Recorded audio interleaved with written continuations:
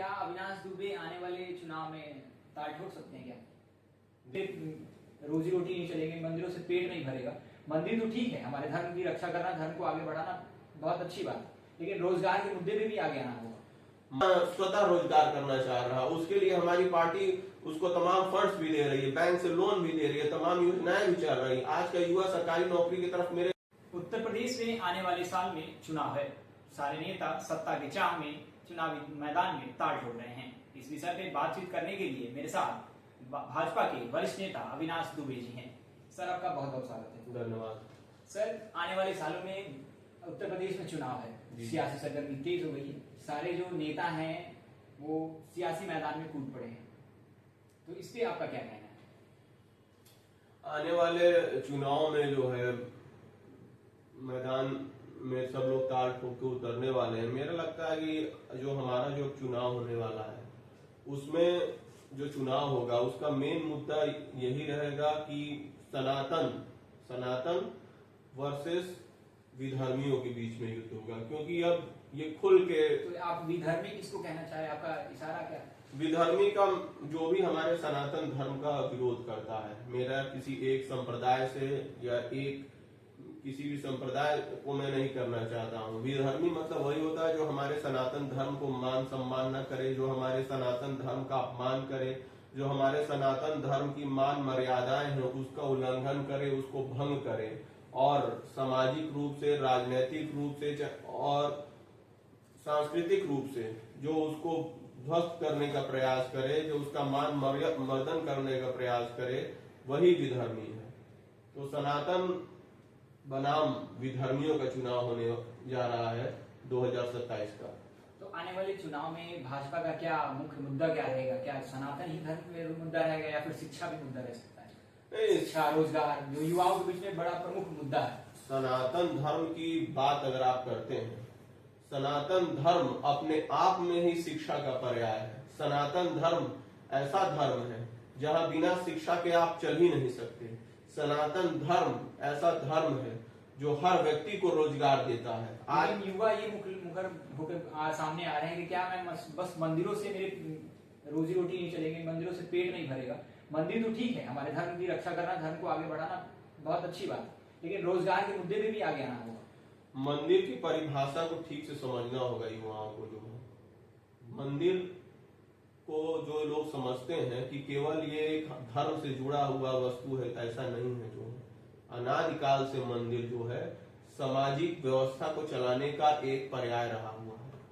मंदिर से जुड़े तमाम ऐसे व्यवसाय हैं जिससे व्यक्ति करता है, उससे उसकी रोजी रोटी चलती है, उससे उसकी सामाजिक मान मर्यादाएं चलती हैं, उससे उसका परिवार चलता है। मंदिर से केवल पूजा पाठ ही नहीं होता है, उससे अनेक लोगों को व्यवसाय भी मिलता है। आप बताइए, आप एक छोटा सा उदाहरण ले लीजिए। मंदिर के बाहर, मंदिर के जो गणेश जी को एक दूर्वा चढ़ाई जाती है, वो दूर्वा कितने की मिलती है? अगर वो दूर्वा जो है, अगर कहीं भी खेत खलिहान बाग बगीचों से लाकर अगर उसको मंदिर के बाहर बेचा जाता है तो वो निःशुल्क मिलती है, और वो बेचने वाला अगर 100 रुपये का भी बेचेगा तो श्रद्धालु उसे सहर्ष खरीदते हैं। अगर सर बात यहाँ है कि आज के युवा शिक्षित हैं, तो क्या उनकी शिक्षा, अगर कोई युवा ज्यादा शिक्षित है, मानी ग्रेजुएशन कर लिया है, मास्टर्स कर लिया, तो क्या वो दुर्वा बेच के वो अपना पेट पालेगा? आपको इस पे आपका क्या है? आप अपने योग्यता के हिसाब से रोजगार ढूंढ रहे हैं। जो भी योग्य है, मैं ये नहीं कह रहा हूँ कि जो पीएचडी कर रहा है वो दूर्वा बेचने लगे। जो है उसकी अपनी महत्वाकांक्षा क्या है उसका, मगर हमारे युवा जो मैं बताना चाह रहा था यही आपको बताना चाह रहा था कि केवल सरकारी नौकरी को ही रोजगार मान लेना कि सरकारी नौकरी हर व्यक्ति को मिल सके, ये संभव नहीं। मैं इस बात को स्पष्ट रूप से कहता हूं कि हमारी 140 करोड़ की जनसंख्या है, उसमें युवा अगर 80 करोड़ भी है, तो क्या 80 करोड़ लोगों को सरकारी नौकरी मिल सकती है? आप मुझे बताइए, क्या यह संभव है? संभव तो नहीं है, लेकिन मगर अगर सरकार प्रयास करे तो कुछ हद तक इसे। सरकार प्रयास कर रही है, परंतु यह संभव है। सभी लोगों को सरकारी नौकरी नहीं मिल सकती है। और हर युवा सरकारी नौकरी भी नहीं करना चाहता है। आप देखिए आज का युवा जो अभी जो जेन जी जनरेशन जिसकी बात होती है, वो सरकारी नौकरी की तरफ नहीं, वो अपना स्वतः रोजगार करना चाह रहा है। उसके लिए हमारी पार्टी उसको तमाम फंड्स भी दे रही है, बैंक से लोन भी दे रही है, तमाम योजनाएं भी चल रही है। आज का युवा सरकारी नौकरी की तरफ मेरे हिसाब से नहीं भाग रहा है। सरकारी नौकरी का लोग ये वो मान चुके हैं कि सरकारी नौकरी रोजगार मतलब सरकारी नौकरी ही। तो हमारे देश की जो इतनी बड़ी जनसंख्या है, हर व्यक्ति को सरकारी नौकरी मिलना जो असंभव है और ये कोई भी नहीं कर सकता। जो है आपने जेन जी का जिक्र किया, और जेन जी के युवा हमारे पड़ोसी देश नेपाल में बीते दिनों हिंसक प्रदर्शन करते हैं, और ये प्रदर्शन इतना बड़ा हो जाता है कि वहाँ तख्ता पलट कर हो जाता है। वहाँ के प्रधानमंत्री इस्तीफा दे देते हैं, संसद में आग लगा दिया जाता है, सुप्रीम कोर्ट को आग के हवाले कर दिया जाता है। ये आशंका जताया जा रहा है कि हमारा जो देश है युवाओं का देश है, युवा हमारे देश में ज्यादा मात्रा में है। क्या कहीं वो इन्फ्लुएंस होकर हमारे देश में हिंसा भड़क जाए और युवा जैसे यहाँ भी युवा रोजगार के लिए बिल्कुल नहीं। भारतीय युवा जो है, भारतीय युवा बहुत ही सुलझा समझा हुआ है। भारतीय युवाओं ने अब पूरे विश्व में अपने बुद्धिमत्ता का, अपने शिक्षा का, अपने कला का डंका बजाया हुआ है। भारतीय युवा, हम ये मान लें कि नेपाल जैसी घटना होने की, बांग्लादेश ऐसी कतई नहीं, भारत में ये हो ही नहीं सकता। भारत इस नेचर का देश है ही नहीं।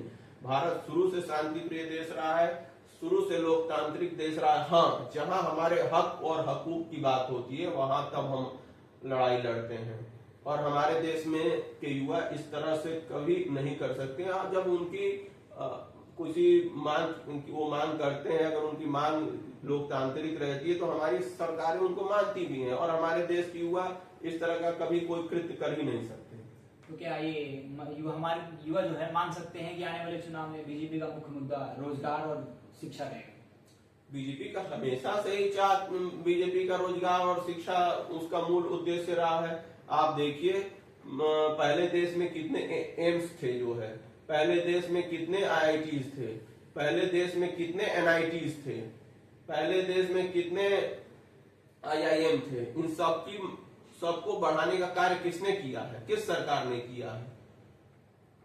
भाजपा ही नहीं तो किया है। अगर ज्यादा से ज्यादा एम्स हम खोल रहे हैं, ज्यादा से ज्यादा आईआईटीज की संख्या बढ़ा रहे हैं, आईआईएम्स की संख्या बढ़ा रहे हैं, एनएलयू की और एनआईटीज की संख्या बढ़ा रहे हैं, तो भाजपा का ये उद्देश्य तो है ना कि हमारे युवा जो है उच्च शिक्षा ग्रहण करे, उच्च टेक्नोलॉजी की शिक्षा ग्रहण करे, जिससे उनका भविष्य सुनहरा हो सके।